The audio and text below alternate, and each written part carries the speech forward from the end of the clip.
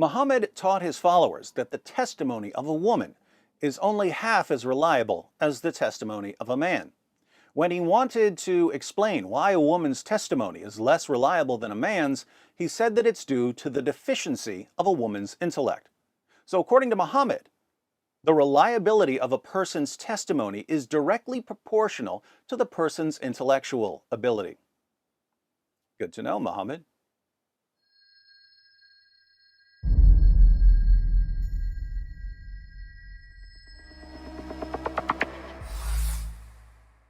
The Apostle Paul was a brilliant scholar who defended his views in Athens, the intellectual capital of the ancient world, and in other major cities. He had discussions with the Stoic and Epicurean philosophers of his day, and he could quote their sources to them.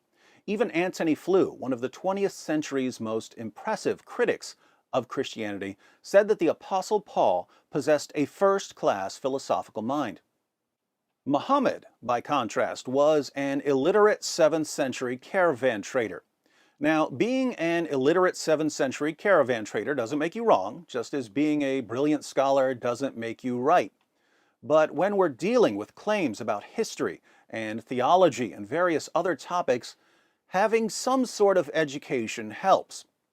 Not having an education leaves you open to obviously false revelations because you don't know enough to recognize them as false. This is why we find Muhammad telling his followers that Dhul Qarnayn traveled so far west he found the place where the sun sets, and that stars are missiles that Allah uses to shoot demons, and that semen is formed between the backbone and the ribs. These are exactly the sort of absurdities we would expect from someone who has no clue what he's talking about and who therefore has no clue whether his revelations line up with reality. So in terms of intellectual prowess, Paul is to Muhammad what a tenured theology professor at Oxford is to an internet troll whose most careful investigations begin and end with a Google search.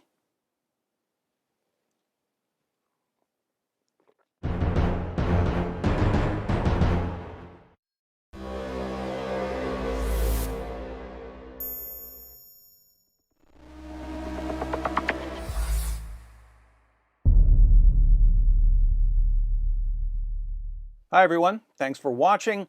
In case you stumbled upon this video while browsing or searching, I wanted to let you know that it's part of a series comparing Paul and Muhammad.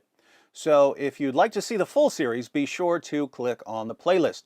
If you're already in the playlist, you're about to see that while Paul understood the Old Testament, Muhammad certainly didn't. Why is this important? Stay tuned.